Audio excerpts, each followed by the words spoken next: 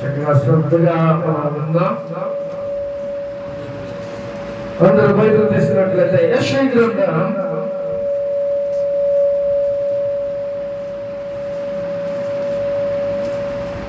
గ్రంథం 60వ అధ్యాయం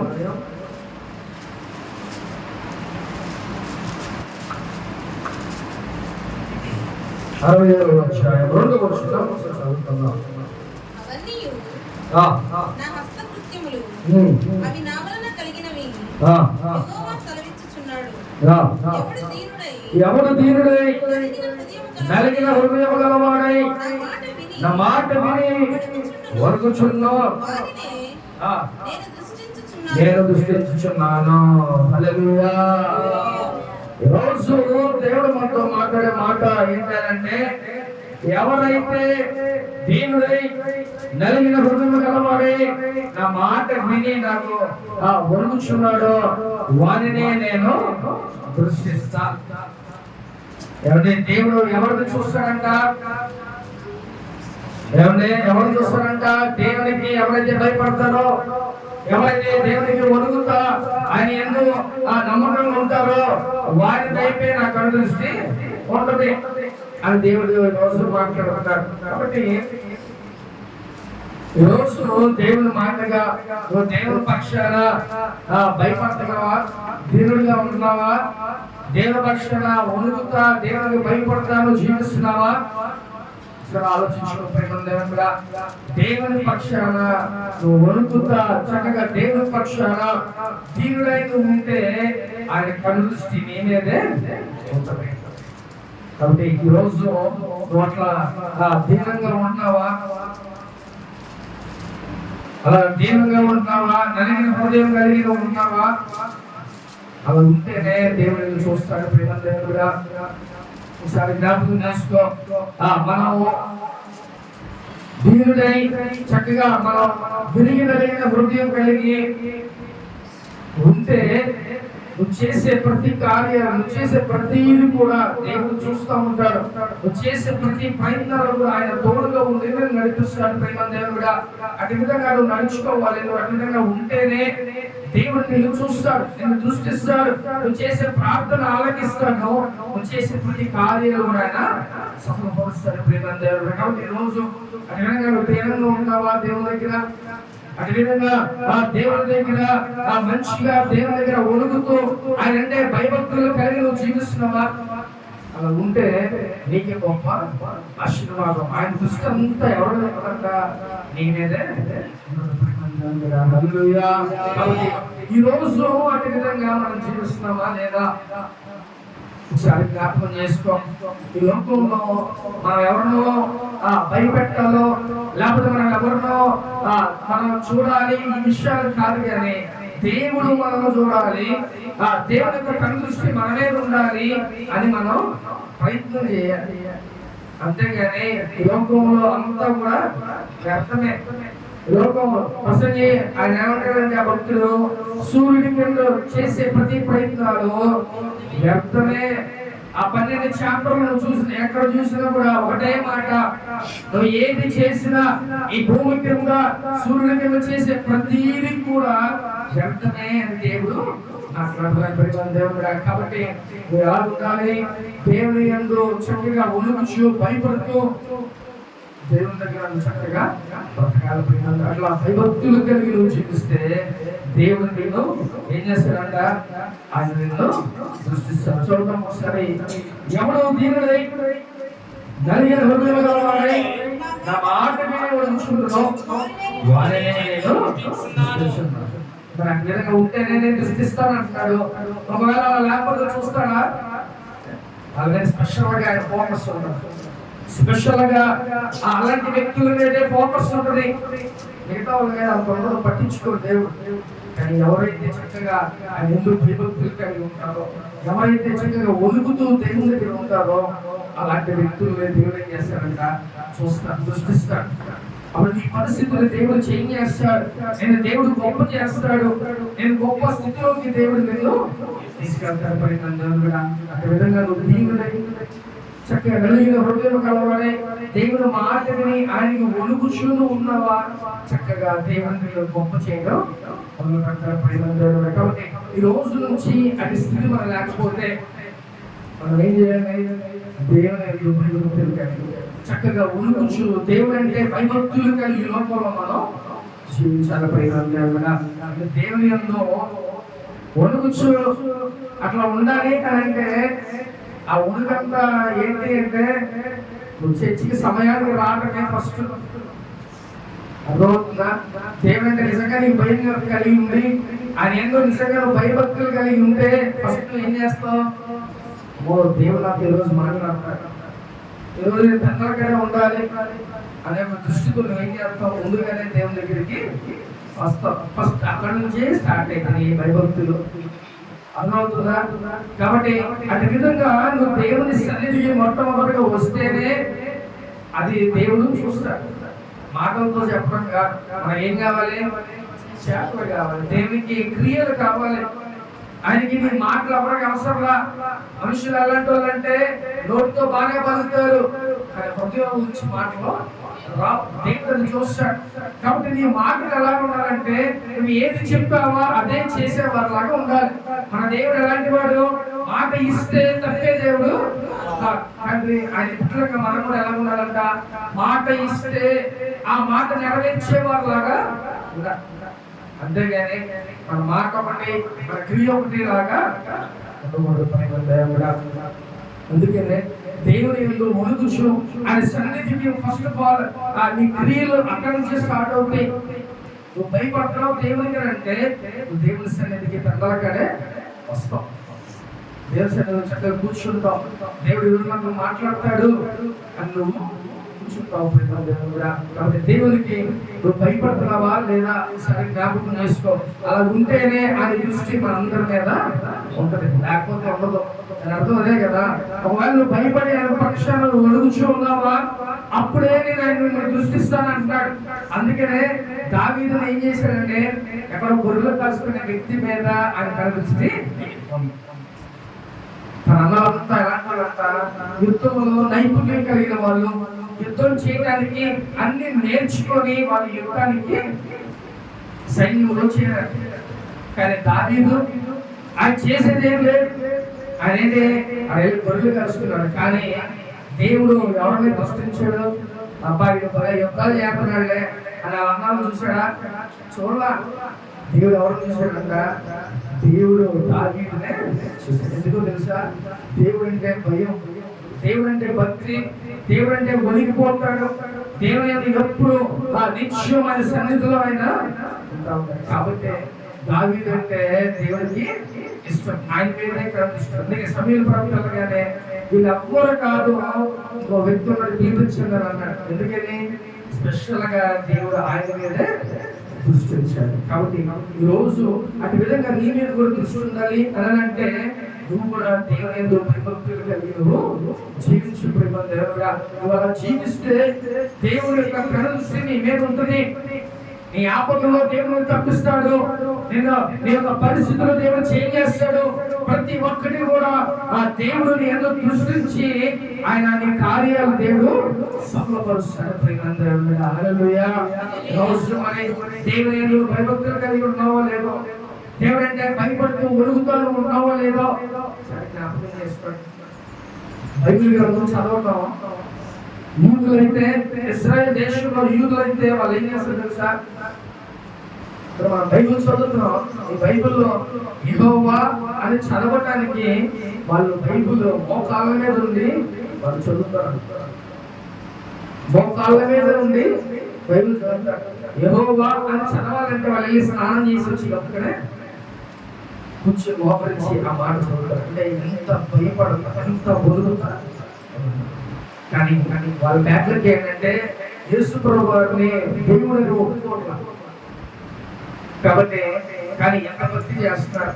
ఒక యెహోవా అని చదవటానికి వాళ్ళు గబగబాయి స్నానం చేసి వచ్చిన మాట చదవటానికి ఎంత దేవుడికి భయం, భక్తి, ఎంత వణుకుతారు దేవుని దగ్గర ఉన్నారో. ఎందుకో తెలుసా? ఆయన మనందరినీ గమనిస్తున్నాడు, ఆయన మనందరినీ చూస్తున్నాడు. నువ్వు వెళ్ళే మార్గం, నువ్వు వెళ్ళే ప్రతి మార్గం ఆయనకు తెలుసు. మనం అనుకుంటా ఉంటాం మనం ఎవరు చూడట్లేదులే అని అనుకుంటా ఉంటాం. కానీ మనం చూసే వ్యక్తి ఒక వ్యక్తి మన సీసీ క్యామ్ నుంచి తెప్పించుకోవచ్చు కదా. సీసీ క్యామ్ నుంచి తెప్పించుకొని ఆయన కన్ఫ్యూషన్ నుంచి మనం తప్పించుకోలేము. కాబట్టి ఆయన కను దృష్టి మన మీద ఉంటే మనకి చాలా సంతోషం. ఆయన కను దృష్టి మన మీద ఉంటే దేవుడు మన యొక్క పరిస్థితులను దేవుడు ఇమ్మీడియట్ గా చేసేయగలడు. కాబట్టి మునిగి నలిగిన హృదయం కలిగి లోకంలో నువ్వు జీవించాలనే దేవుడు మాట్లాడతాడు. ఎందుకు భయభక్తులు కలిగి నువ్వు భయపడుతూ వణుకుతూ ఈ లోకంలో నువ్వు జీవించాలి. ప్రేమ హల్లెలూయా. చూడ మరొక మాట కీర్తన గ్రంథం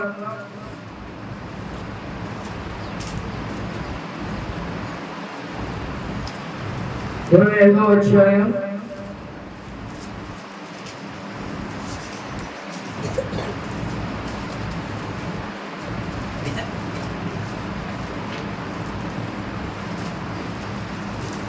16వ వచనం.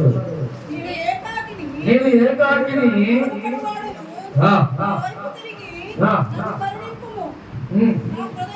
నా హృదయ వేదనలు అతి విస్తారములు నన్ను విడిపింపుము. చాలు. హల్లెలూయా. దావీదు మహారాజు ఏమంటాడంటే, నేను ఏకాకిని బాధపడవాడును, నా వైపు తిరిగి నన్ను కరుణించుము. ఏమంటే నీ వైపు తిరిగి నేను కరుణించాలంటే ఏం చేయాలి? దేవునికి భయపడు. దేవునికి భయపడు. ప్రేమ దేవుడిగా దేవుని యొక్క వణుకుతూ భయపడితే అప్పుడు దేవుని యొక్క ఆ కన్ను దృష్టి ఎవరి మీద ఉంటుంది? అప్పుడు దేవుడిని కరుణిస్తాడు. నీ బాధల్లో నీ శ్రమల్లో దేవుని వైపు చూస్తాడు. ఆయన చక్కగా నువ్వు ఏకాకిగా ఉన్నప్పుడు, నువ్వు ఒంటరిగా ఉన్నప్పుడు, అనేకమైన సార్లు మనం ఒంటరిగా ఉన్నప్పుడు మన బాధల్లో మనం ఏం చేస్తూ ఉంటాం? తిరిగిపోతూ ఉంటాం. మనం ఎవరికి మన సమస్యలు చెప్పుకోలేక, మనం ఎవరికి మన బాధలు చెప్పుకోలేక కృంగిపోయి ఉండే వేళల్లో దేవుడు ఏం చేస్తాడంట? మన కరుణిస్తాడు. మన వైపు చూస్తాడు దేవుడు. నువ్వు మాట్లాడే మాట, నువ్వు బాధపడే ప్రతి బాధల గురించి, నువ్వు పడే ప్రతి శ్రమల గురించి దేవుడు ఏం చేస్తాడు? నేను కరుణిస్తాడు. నేను అలా కరుణించాలంటే నువ్వు దేవునికి కంపల్సరిగా భయపడాలి. నువ్వు వణుకుతూ దేవుని దగ్గర ఉంటేనే దేవుడిని ప్రార్థన ఆలకిస్తాడు. నీ శ్రమలు చూస్తాడు, నేను కరుణిస్తాడు. దేవుడిని ముందుకి నడిపిస్తాడు. శ్రమ వస్తే ఏం చేస్తాం? మనం అలాగే ఉండిపోతాం, ముందుకు వెళ్ళలేం. కానీ దేవుని వైపు నువ్వు ఉండి దేవుని దేవుడిగా నువ్వు బ్రతికితే దేవుడు చెప్పిన ఆయన దృష్టి నీ మీద ఉంటుంది. ప్రేమ దేవుడా, అది నాకు వల్ల కాదు అని అనుకున్న సమయంలో దేవునికి సహాయాన్ని పంపిస్తాడు. ప్రేమ దేవుడా, ఆ విధంగా నువ్వు ఉండాలంటే ఈ బాధల్లో ఈ శ్రమల్లో నువ్వు ఒంటరిగా ఉన్నప్పుడే ఏమన్నాడు దావీదు? అయ్యా, నా వైపు తిరిగి నన్ను కరుణించయ్యా, నువ్వు తప్ప నాకు వేరే దిక్కు వేరయ్యా, కరుణించు ప్రభువా అని చెప్పి ఆయన ప్రార్థన చేసుకుంటాడు. అలాగే దేవుడి వైపు తిరగాలంటే ప్రేమ దేవుడుగా నువ్వు చేయాల్సిన దేవుడి దగ్గర దీనుడుగా ఉండు. దేవుని దగ్గర వణుకుతూ చక్కగా భయపడుతూ దేవుని దగ్గర ఉండు. దేవునికి ఇచ్చిన వాళ్ళు ఎవరు ఉన్నారంటే ఇంకా లోపల మనం అనుకుంటా ఉంటాం, నా అందరూ లీడర్ అనుకుంటా ఉంటాం. అవునా? ఏమంటే నా అంతతో లేరు అని మనం అనుకుంటా ఉంటాం.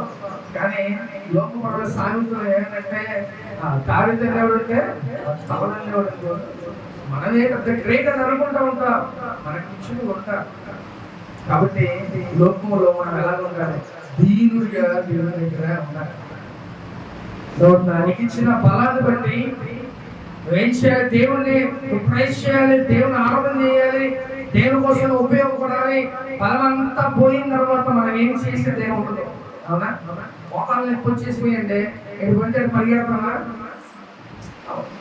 అదే బలం ఉంటే ఎక్కడికి పెద్ద వెళ్ళిపోవచ్చు, పరిగెత్తవచ్చు, ఎలాగైనా చక్కగా దేవుని కోసం మనం ఉపయోగపడవచ్చు. కానీ మనం బలాన్ని చూసి మనం ఏం చేస్తాం? ఒకసారి గొడవపడతా ఉంటాం. ఒకసారి కాలేజ్ డేస్లో ఉన్నప్పుడు తెలిస్తే గొడవలే అని, ఎందుకని జిమ్కి వెళ్ళాము బాగా కండలు నా ఫోటో లేడు అని అనుకుని చాలా చాలా. కానీ అప్పుడు మనకు తెలియదు. దేవుళ్ళకి వచ్చిన తర్వాత ఏమనిపించింది, అయ్యో అనవసరంగా ఒక వ్యక్తిని కొట్టే ఆ మనసు మనకి అప్పుడు మూర్ఖత్వం తెలియదు మనకి. కానీ మనకి మనుషులు ఇంకా ఉంటారు. కాబట్టి దేవుడా మనకి మించిన వాడు మన దేవుడు. ఆయన తప్ప ఎవరు కూడా మనకి సహాయం చేసిన ఎవరు లేడు. ఆయన ఒకవేళ విడిచిపెట్టేస్తే మనం ఉండలేం.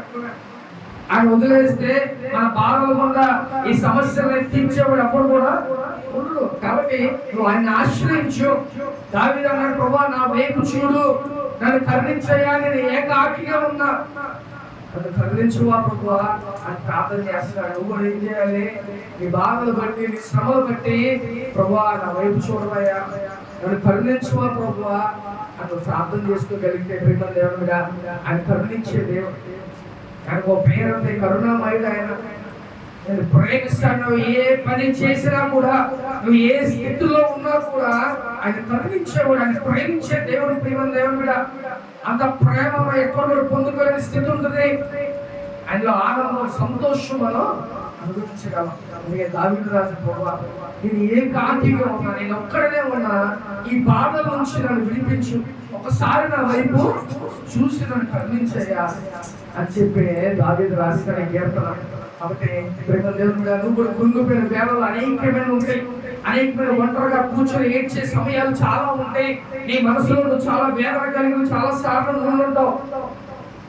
కానీ నువ్వు ప్రార్థన ప్రభువా ఒక్కసారి నన్ను కరుణించు, నా వైపు చూడయ్యా అని ప్రార్థన చేస్తే దేవుడు నిన్ను చూస్తాడు, నిన్ను గమనిస్తాడు, నిన్ను కరుణిస్తాడు. ప్రేమ దేవుడు. హల్లెలూయా. కాబట్టి దేవుడు మనం విడిచిపెట్టే దేవుడు కాదు. ప్రేమ దేవుడు.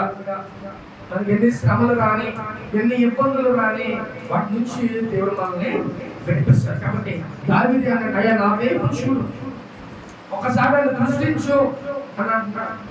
కాబట్టి నువ్వు కూడా ఆయన దృష్టి నీ మీద ఉంచుకునేవారులాగా అలా ఉండాలంటే ఏం చేయాలని చెప్పాడు? నువ్వు తిరిగి నలిగి దీనుడై దేవుని దగ్గర ఒలుగుచు నువ్వు ఉండాల్సిందే. అలా ఉంటేనే దేవుడు సృష్టిస్తాడు. ఏమంటే ఈ లోకంలో మన ఊర్లో ఒక వ్యక్తి ఎవరైనా ఉన్నారు, వాడు పాపం ఎన్ని మాటలన్నా మాట్లాడే వ్యక్తి కాదు, ఒక సైలెంట్గా ఉంటాడు, ఏమి చేయడు. అలా అంటాం. మనం ఏమంటాం? మరి ఎంత మంచివాడు, అవునా కదా? చాలా మంచివాడు, ఎవరేమన్నా పట్టించుకోడు, వెళ్ళిపోతాడు, ఆ బాధ ఏదో పడతాడు అని అంటా ఉంటారు. అలాగే దేవుని దగ్గర కూడా మనం చక్కగా ఆ దీనులై చక్కగా ఆయన దగ్గర మనం ఒడుగుతూ ఉంటే ఆయననే మనల్ని చూస్తారు. ప్రేమ. అందుకే దావీదు దగ్గర మనం కూడా ప్రభువా నా వైపు చూడయ్యా, నన్ను కరుణించు ప్రభువా అని మనం ప్రార్థన చేసుకోవాలి. ప్రేమ దేవుడా. హల్లెలూయా. చూద్దామంటే ఆ కీర్తన గ్రంథం 51వ అధ్యాయం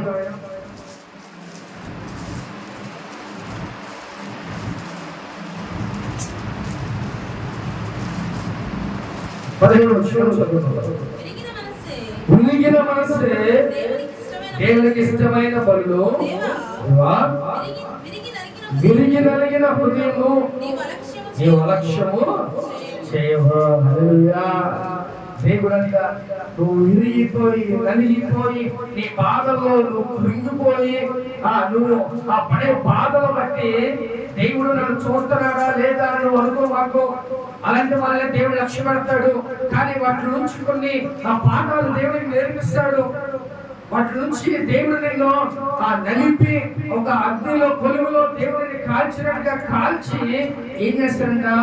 ఉంగరంగా దేవుడు నిన్ను చేస్తాడు. బంగారం ఏం చేస్తాడంటే కొలువులో వేసి దాన్ని బాగా కాలిస్తేనే దానికి ఒక షేప్స్ మనం ఏ రకంగా చేసుకోవాలంటే ఆ రకంగా చేస్తాడు. కాబట్టి ఇప్పుడు దేవుడు మనల్ని ఎక్కడ ఉంచాడంటే అగ్ని కొలువులో దేవుడు ఉంచుతున్నాడు.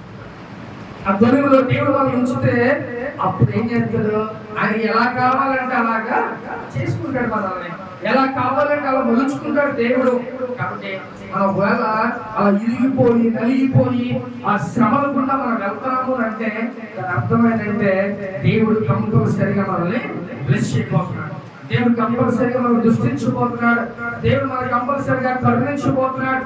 అందుకనే చక్కగా దేవుని దగ్గర మనం ఎలా ఉండాలంట? విరిగి నలిగిన దీనులుగా మనం దేవుని దగ్గర ఉండాల్సిందే. అలా ఉంటేనే దేవునికి ఇష్టం అని చెప్తున్నాడు. నువ్వు అలా ఉంటేనే మీరంటే ఇష్టపడతారని చెప్పి దేవుడు మాట్లాడుతున్నాడు. కాబట్టి నువ్వు అంత విధంగా ఉండాల్సిందే. మనకు నోరు ఉంది కదా అని మన ఇష్టానుసారంగా మనం మాట్లాడకూడదు. అర్థమవుతుందా? నోరు ఉంది కదా మన ఇష్టానుసారంగా మనం మాట్లాడితే ప్రతి మాటకి ఒక లెక్కగా చెప్పుకోవాలి. ఈ మాట మీరు మైండ్లో పెట్టుకోవాలి, గుర్తుపెట్టుకోండి. అర్థమవుతుందా? మాట ఏంటిది? ఫ్రీ. కొట్లకి కొనుక్కోవాలా? మాట ఏంటంట? ఫ్రీ. కానీ ఆ మాట ఎంత పవర్ఫుల్ తెలుసా? ఒక మాట అంటే అది మనం చచ్చిపోయేంత వరకు గుర్తుపెట్టుకోవాలి. ఆ మాట ఎంత పవర్ఫుల్ అంటే ఒక్క మాట నువ్వు అనకూడని మాట ఏదైనా అన్నావా, ఎదుటోడికి మనసులో గుచ్చుకుపోయి వాడు చచ్చేంత వరకు ఆ మాట గుర్తుపెట్టుకుంటారు. అవునా కదా? కాబట్టి మాట చాలా వాల్యుబుల్, చాలా పవర్ఫుల్. అది కొట్టినా దులిపేసుకోవచ్చు. కానీ మాట మనసుకు తగిలే మాటలు మనం మాట్లాడితే అలా గుర్తుండిపోతుంది. మనం చచ్చిపోయిన తర్వాత ఆ మాటలో గుర్తుండిపోతుంది. అందుకే దేవుడు దీనుడిగా ఉండమంటాడు. నేను ఎవరిని అంటే నువ్వు ఎలా ఉండాలి? తగ్గించుకుని ఉండాలి. నోరులు అందరూ ఉంటాయి, మాట్లాడే సత్తా అందరూ ఉంటుంది. మనకే ఏముంది కదా అని మనం మాట్లాడే వ్యక్తులు కూడా మాట్లాడతారు. కానీ మనం ఎలా ఉండాలి? క్రైస్తవులుగా మనం తగ్గించుకొని ఉండాలి. ప్రేమ మనం వాక్యం మీద వెళ్ళిపోతే కాదు. దేవుడికి ఏం కావాలి? నీ యాక్షన్ కాదు, దేవుడికి ఏంటి? నీ క్రియలు కావాలి. నువ్వు ఇక్కడ యాక్టింగ్ చేస్తే కుదరదు. దేవుడి దగ్గరికి వస్తున్నావు, మాట్లాడినావు, నువ్వు బయటికి వెళ్ళి కూడా నువ్వు అలాగే బ్రతుకు. అప్పుడు బాగుంటుంది. ఎందుకంటే దేవుడు చూస్తున్నాడే నా బిడ్డ మాట వింటుంది, చక్కగా వెళ్ళి బయట అలాగే బ్రతుకుతుంది అని దేవుడు ఉచ్చరపడతాడు. చక్కగా దేవుడికి దీనుడై తగ్గించుకొని ఎవడైతే వణుకుతాడో దగ్గర వణుకుతాడో వాడిని దృష్టిస్తానంటాడు, వాడిని ప్రేమిస్తానని చెప్తున్నాడు. అదే విధంగా నువ్వు బ్రతుకుతున్నావా? ప్రేమదేవుడా, విదేశీ బయటికి వెళ్ళిపోయి మన ఇష్టానుసారంగా మాట్లాడుకోవడం, ఇష్టానుసారంగా మనం జీవిస్తే అది దేవుడు మెచ్చే పనులు కాదు. ప్రేమదేవుడా, మంచిగా నువ్వు వాక్యం విన్నావు, వాక్యం బట్టి నువ్వు దీనుడై ఉండు. నేను ఎంతమంది మెచ్చుకుంటావు తెలుసా? నేను కాలేజ్ డేస్లో ఉన్నప్పుడు ఎవరిని లెక్క చేసేవాడుగా, పెద్ద చిన్న ఏముండేదిగా. అప్పుడు నన్ను ఎలా చూసేవాళ్ళు? నేను హీరోని అనుకునేవాడిని. వాళ్ళు నన్ను ఎలా చూసేవారంటే ఎందుకు పనికిరాడు, ఒక మంచి మర్యాద లేనివాడు అని అనుకునేవాడు. అప్పుడు నాకు తెలియదు, అంత మైండ్ మనకు లేదు. కానీ ఇప్పుడు ఎలా చూస్తున్నారో తెలుసా? కనబడితే పక్కన జరిగి ప్రైజ్ అయ్యా ఈ మర్యాద అక్కడ, ఆ మర్యాద అక్కడ. అప్పుడు నేను అది గ్రేట్ అనుకున్నాను. కాబట్టి మనం నిలిగి చక్కగా దీనుడై మనం ఈ లోకంలో జీవిస్తే ఈ లోకం మనల్ని మెచ్చుకుంటుంది. ఆ దేవుడు చూసే దేవుడు మనల్ని కూడా మెచ్చుకుంటాడు. ఈ పక్షాన ఆయన కనుదృష్టి ఎప్పుడు. కాబట్టి దేవునికి విరిగి నలిగిన హృదయం అంటే చాలా ఇష్టం. ఇష్టానుసారం మనం ఎవడేం చేస్తాడులే మనకేంటిలే అని అనుకుంటే ఒక రోజు వస్తుంది చెప్పి చెప్పి చెప్పి దేవుడు ఆ సేవకుల ద్వారా చెప్పడం, లేకపోతే ఈ లోకంలో అనేక మంది చెప్పడం, చెప్పి చెప్పి దేవుడు ఏం చేస్తాడు? ఒక్కసారి ఇస్తాడు సరిగ్గా. అప్పుడు ఏమైతే అప్పుడు వినడానికి కూడా ఉండదు పరిస్థితి.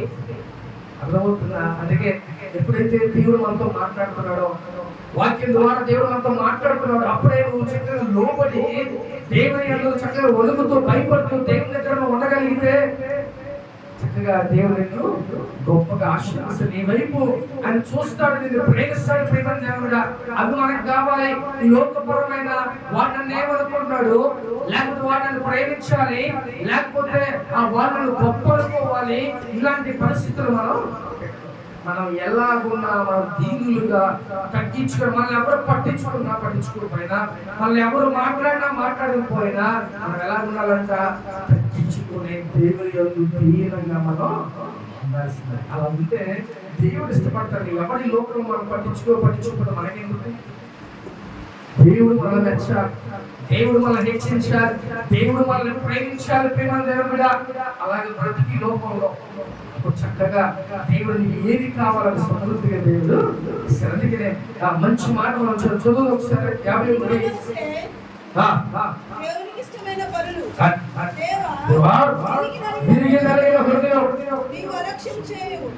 అందుకు ఒక మాట అండి, దేవుడు అంట అలక్ష్యం చేయడంట, చూసి చూడనట్టుగా ఉండడంట. కొంతమంది ఏం చేస్తారు? రోడ్డు మీద అది మనం చూడకూడదు అనుకుని ఇట్లా తలచి వేసుకుని వెళ్ళిపోతాం. అంటే అలాంటివి చేస్తా ఉండే మనుషులు.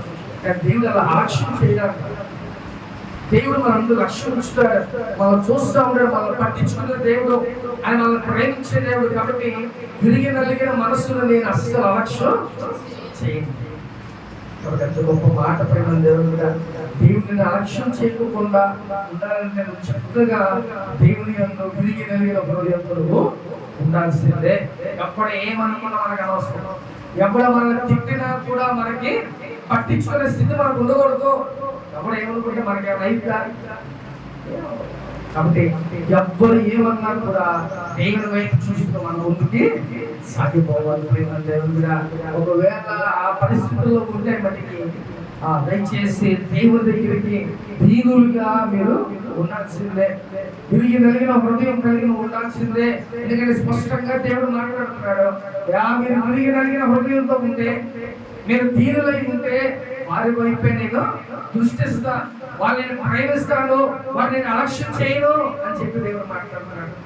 కాబట్టి ఇంత గొప్ప దేవుడు మన అలక్ష్యం చేయని చెప్పి దేవుడు మాట్లాడుతున్నాడు. కాబట్టి నువ్వు ఎలా జీవిస్తున్నావు లోకంలో, నువ్వు ఎలా ఉంటున్నావు ప్రేమ దేవుని మీద సరి జ్ఞాపకం చేసుకో. నువ్వు అలాగా ఉంటే ఈ లోకంలో కూడా నిన్ను మెచ్చుకుంటాడు, అలాగే పరలోకంలో దేవుడు నిన్ను చూసి ముచ్చటపడతాడు. ఏమైపు ఆయన కనుదృష్టి ఉంచుతాడు, నువ్వు చేసే ప్రతి పనులు ఆయన చూస్తానే ఉంటాడు.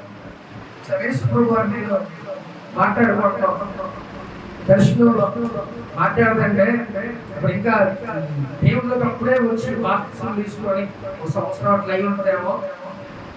దేవుడు ఒక మాట ఏమంటే అయ్యా ఏమైనా తప్పు చేస్తున్నావా అని అడిగితే నేను అంటనే ఏం సమాధానం చెప్తున్నాను సార్, నేనేం చేయట్లేదయ్యా అని మళ్ళీ వెంటనే స్ట్రైక్ అయింది.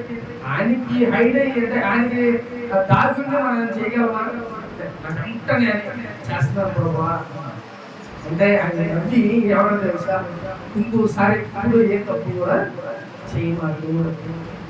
కాబట్టి దేవుడు ఆయన ఎట్లాంటి వాడు అంటే మనం అన్ని చూసే దేవుడు. కాబట్టి దేవుడు మనం ఎలా ఉండాలంట దేవుడు భయభక్తులు కలిగి ఈ లోకంలో మనం జీవించాలి. అలా ఉంటే మెచ్చుకుంటారు మనల్ని లోకంలో. అలా ఉంటే దేవుడు కూడా ఎంతో సంతోషంగా ఉంటాడు. ఆయన నిన్ను అలక్ష్యం చేయడు. చక్కగా నువ్వు బాధల్లో ఉండే, నువ్వు కురిగిపోయి ఉన్నా, నువ్వు ఒంటరిగా బాధపడుతున్నప్పుడు కూడా దేవుడు ఆ సమయంలోనే నువ్వు ఓదారుస్తాడు. ఆ సమయంలో దేవుడిని కరుణిస్తాడు. ప్రేమ దేవుడిగా నువ్వు అలాగ ఉంటేనే నేను లక్ష్య పెడతాడు. ప్రేమ దేవుడిగా అలా ఉండకపోతే రోజు దేవుడు మాట్లాడుతున్నాడు నీతో, నువ్వు విరిగి కలిగిన హృదయం కలిగి ఉండు. చక్కగా ఆ దేవుని యందు ఆ మంచిగా ఆయన దగ్గర ఒడుగుతూ భయపడుతూ నువ్వు బ్రతుకు. అప్పుడు దేవుడు నిన్ను అలక్ష్యం చేయడు. దేవుడు నిన్ను చక్కగా కరుణిస్తాడు, నిన్ను ప్రేమిస్తాడు. ప్రేమ దేవుడుగా నువ్వు ఒంటరిగా ఉన్నా ఆయనే నిన్ను ఓదారుస్తాడు. ప్రేమ దేవుడుగా హల్లెలూయా. మనల్ని అలక్ష్యం చేయకుండా ఉండాలనంటే నువ్వు దేవుని యందు భయపడు. ప్రేమ దేవుడుగా ఒడుగుతూ ఆయన దగ్గర ఉండు, ఆయన పాదాల దగ్గర ఆయన కళ్ళ దృష్టి నీ మీద ఉంటుంది. ప్రేమ దేవుడుగా హల్లెలూయా. చూద్దాం ఒకసారి ఆఖరిగా యాకోబు రాసిన పత్రిక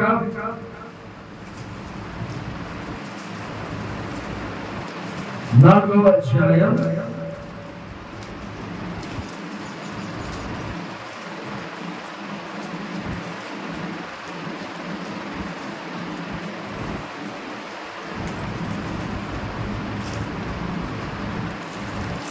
4వ అధ్యాయం 6వ వచనం చదువుదాం.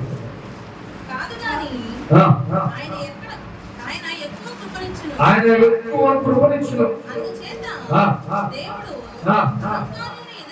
అహంకారులను ఎదిరించి దీనులకు కృప అని లేఖనము చెప్పుచున్నది.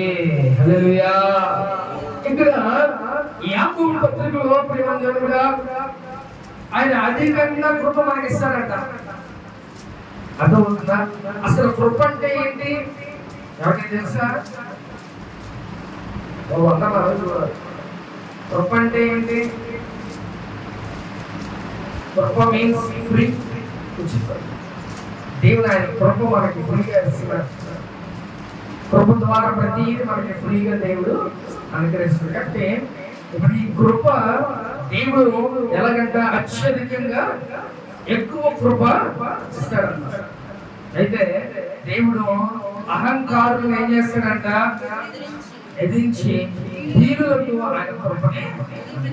ఇప్పుడు దేవుడు ఎలా ఉండాలని చెప్పాడు మనల్ని? దీనులుగా అన్నాడు. నువ్వు అలా దీనులుగా ఉంటేనే ఆయన కృప నీకు చూడదు. కాబట్టి దేవుడు దీనుల్ని ఆదరిస్తాడు. కానీ అదే అహంకారుల్ని, గర్విష్ఠుల్ని, ఎలా పడితే అలా ఉండే వాళ్ళని దేవుడు ఏం చేస్తాడంట? అణిచివేస్తాడు. వాళ్ళకి ఎక్కువ రోజులు ఉండవు. అర్థమవుతుందా? ఎక్కువ రోజులు వాళ్ళకి ఎప్పుడు దేవుడు కొంతకాలం ఉంటది, కానీ తర్వాత వాళ్ళు హఠాత్తుగా అవ్వాల్సిందా. అందుకనే దేవుడు ఎక్కువ కృప ఎవరిస్తారంట? దీనులుగా ఉన్న వాళ్ళకి ఆయన కృపను ఆయన అనుగ్రహిస్తాడు. అందుకనే దీనులుగా ఉంటే ఆయన కనుదృష్టి మన మీద ఉంటుంది.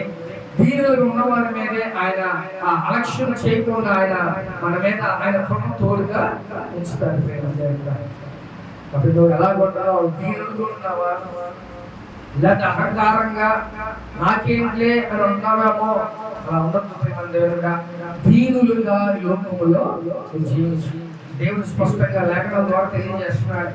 దీనులుగా ఉంటే నేను ఇష్టపడతా, దీనులుగా ఉంటే నేను లక్ష్య పెడతా, దీనులుగా ఉంటే నీ జీవితంలో కార్యం చేస్తా అని దేవుడు అంత ఇదిగా దేవుడు మనతో మాట్లాడతాడు. కాబట్టి నీకు నువ్వు తగ్గించుకొని దీనుడుగా ఈ లోకంలో నువ్వు వెళ్ళే మార్గంలో దేవుడు నీకు అన్నిటినీ అనుగ్రహిస్తాడు. నువ్వు కృంగిపోతా ఉండొచ్చు, నీ సమస్యను బట్టి నువ్వు కృంగిపోతూ ఉండొచ్చు, కానీ ఆ సమస్యకి కొద్ది కాలంలో దేవుడు నీకు జవాబు ఇవ్వబోతున్నాడు. ఆ జవాబు నీకు త్వరగా రావాలంటే నువ్వు దీనుడుగా దేవుని దగ్గర ఉండు, దేవుని దగ్గర భయపడుతూ ఒలుగుతూ ఉండు. అంతేకాని నువ్వు బాధపడతా కూడా ఇంకా గర్వంగా జీవించావనుకో, దేవుడు ఇంకొన్ని రోజులు ఎక్స్టెండ్ చేస్తాడు నీ కార్యాన్ని, ఇంకొన్ని రోజులు జరుపుతాడు, కార్యం లేట్ అయిపోతుంది. కాబట్టి చక్కగా దీనులుగా దేవుని దగ్గర ఉండగలిగితే ఆ కృప ఎప్పుడు నీకు తోడుగా ఉంది. కాబట్టి దేవుడు ఏం మాట్లాడుతున్నాడు? విరిగి నలిగిన వారికి నేను అలక్ష్యం చేయను, విరిగి నలిగిన వారిని నేను ప్రేమిస్తా, విరిగి నలిగిన హృదయం గల వారిని ఆవిడ పక్షాన నేను కార్యం చేస్తాను చెప్పి దేవుడు మాట్లాడుతున్నాడు. దేవుడా ఈరోజు దేవుని మాటలు మనం వింటాం. ఆ ప్రకారంగా నువ్వు జీవిస్తే నువ్వు తండ్రి అలా ఉంటే దేవుడు చక్కగా నిన్ను నీ కుటుంబాన్ని దేవుడు కాపాడతాడు. దేవుడా ఏ సమస్య అయినా రాని, ఎలాంటిదైనా ఆ దేవుడు మన కాలగతులన్నీ ఆయన చేతిలో ఉన్నాయి. నువ్వు ఎలా ఉండాలో, ఏం చేయాలో అన్నీ ఆయన తెలుసు. నువ్వు అది చేయాలంటే అది చేయనప్పుడు దేవుడు అర్థమవుతుందా? నువ్వు బాగా వైపు వెళ్ళాలంటే దేవుడు ఇంకో వైపు నడిపిస్తాడు. కాబట్టి దేవుడా దేవుని దగ్గర నువ్వు దీనుడై, దేవుని దగ్గర నువ్వు వణుకుచు, దేవుని దగ్గర నువ్వు అలా ఉంటే చక్కగా దేవుని ఇష్టపడతాడు. నువ్వు అలా ఉంటే దేవుడు చాలా ఆయన కృప నీకు తోడుగా ఉండి నడిపిస్తుంది. అలా బతుకుతున్నావా? దేవుని దగ్గర అలా ఉండి చక్కగా భయపడుతూ వణుకుతూ ఉంటే దేవుడు చాలా ఇష్టపడతాడని దేవుడు మాట్లాడతాడు. కాబట్టి ఈ రోజు నుంచి నువ్వు తగ్గించుకొని దీనుడుగా, దీనురాలుగా లోకంలో నువ్వు యేసయ్యని సిలువ దగ్గర తీసుకెళ్ళినప్పుడు ఎలా ఉన్నాడండి ఆయన? ఒక గొర్రె పిల్లలు లాక్కెళ్ళినట్టు లాక్కెళ్ళిపోయాడు. ఆయన తలుచుకుంటే ఏమైనా చేయగలడు, అవునా కదా? అది ఏదైనా చేయగలడు. కానీ తగ్గించుకున్నాడు. దేనికోసం తెలుసా? సిలువలో ఆయన మరణం పొందాలి. అది ఎవరి కోసం? మన కోసం. మన కోసం తగ్గించుకున్నాడు. మన కోసమే రక్తం కాచాడు. మన కోసమే ఆయన సిలువలో మేకులు కొట్టించుకున్నాడు. ఎలాగా? దీనుడై తనకు తాను తగ్గించుకొని సిలువకి ఆయన అర్పించుకున్నాడు. కాబట్టి యేసయ్యే తగ్గించుకొని లోకానికి వచ్చాడు. యేసయ్యే సమస్తం వదులుకొని లోకానికి వచ్చాడు. ఎవరి కోసం? మీకోసం, నా కోసం. కాబట్టి మనకున్న అహంకారం, మనకున్న గర్వం ఇవన్నీ ఒకసారి తీసేసి మనుషులతో నువ్వు ప్రేమగా నువ్వు మాట్లాడు. నిన్ను కూడా ఎంత ప్రేమగా మాట్లాడతావు తెలుసా? నువ్వు ఏది విత్తుతావో అదే నువ్వు ప్రేమనే ఇవ్వు. ప్రేమ ఇవ్వాలి, ఇస్తావు ఎవరైనా సరే. కాబట్టి యేసయ్య ఒకే ఒక్క ఆజ్ఞ ఏంటంట? మా 10 ఆజ్ఞల కన్నా దానికి సమానమైనది ఏంటిది? ఒకే ఒక ఆజ్ఞ దేవుడు ఇచ్చాడు. నిన్ను వల్లే నీ పొరుగు వారిని నువ్వు ప్రేమించు. అప్పుడు ఏది ఉండదు. ప్రేమిస్తే గొడవలు ఉండవు, ప్రేమిస్తే కోపాలు ఉండవు, ప్రేమిస్తే ఇంకా ఏది కూడా ఉండదు. సంతోషంగా ఉంటుంది ప్రేమ దేవుడుగా. కాబట్టి నువ్వుగా తగ్గించుకొని యేసయ్య లాగా దీనుడుగా నువ్వు ఉంటే చక్కగా నువ్వు వర్ధిల్లతో నీ కుటుంబం, నువ్వు నీ యొక్క భవిష్యత్తు ఉన్నతంగా దేవుడు చేస్తాడు. అందుకే నువ్వు తగ్గించుకుంటే దేవుడు చూస్తానంటున్నాడు నిన్ను. నువ్వు తగ్గించుకుంటే నీ మీదే ఆయన కనుదృష్టి ఉంచుతానని చెప్తున్నాడు. నువ్వు విరిగి కలిగిన హృదయం నీకుంటే నిన్ను ప్రేమిస్తానని చెప్పి దేవుడు మాట్లాడతాడు. కాబట్టి ఈ రోజు అటు విధంగా నువ్వు ఉండగలిగితే ప్రియమైన దేవుడిగా నువ్వు ధన్యుడు వాళ్ళు. కాబట్టి ఈ రోజు నుంచి విరిగి కలిగిన హృదయంతో ఆ దేవుని దగ్గర ఒలుగుచు నువ్వు ఆయన దగ్గర ఉండాలని ఈ రోజు దేవుడు మనతో మాట్లాడుతున్నాడు. ప్రియమైన దేవుడిగా అదే విధంగా ఈ రోజు నుంచి ఆ అంతం వరకు మనం అలాగే బ్రతకాలి. మధ్యలో ఎవరైనా అన్నాడని చెప్పి వేసైపోకూడదు. అర్థమవుతుందా? అప్పుడు నీ భక్తి పక్కన వాళ్ళు పక్కన ఎవరైనా అన్నారనుకో తలదించుకుంటు. అర్థమవుతుందా? అప్పుడు నీ భక్తి అక్కడ కనబడి. అంతేగాని రోజు ఉంది కదా నువ్వు మాట్లాడేసావు అనుకో నీ భక్తి కనబడదు. ఇక చేసిన భక్తి వృధా అయిపోతుంది.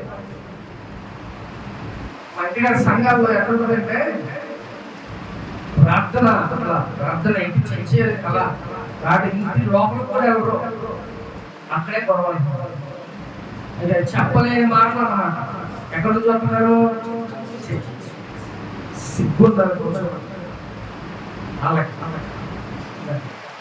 చర్చి నుంచి అలా అక్కడ ఇంటి పైకి కూడా ఎవరు అక్కడే దేవుని దగ్గర ఎలా దేవుని మాటలు వస్తున్నాం, మనం ఎలా బ్రతుకుతున్నాం, ఎలా జీవిస్తున్నాం మన మనసులో ఉండాలి. కాబట్టి మనం మాట్లాడే ప్రతి మాట ఆయన జీవ గ్రంథంలో విధించింది. కాబట్టి ప్రతి దాని ఎవడ లెక్క వాడు అక్కడ అప్పు చెప్పాల్సిందే. కాబట్టి నువ్వు ఎలా బ్రతుకుతున్నావు, ఎలా పడుతున్నావు, ఎలా జీవిస్తున్నావు ఒకసారి జ్ఞాపకం చేసుకో. ప్రేమ దేవుడుగా ఈ రోజు నువ్వు దీనుడై చక్కగా లోకంలో మంచిగా దేవునికి వణుకుతూ నువ్వు బ్రతికావా? దేవుడు చక్కగా నేను దృష్టిస్తాడు, నేను ప్రేమిస్తాడు. నీకు ఏది అవసరమో అవసరంతో దేవుడి సమయానికి దేవుడు నీకు సమకూరుస్తాడు. ప్రేమ దేవుడుగా హల్లెలూయా. మనమందరం ఎలా ఉన్నాం? దీనులుగా దేవుని దగ్గర వణుకుచు భయపడుతూ దేవుని దగ్గర మనం హల్లెలూయా. ఆత్మ చెప్పుచున్న మాట చెబుతున్న వినగాక ఆమేన్. అందరూ మోకరించి ప్రార్థన చేసుకుంటాం.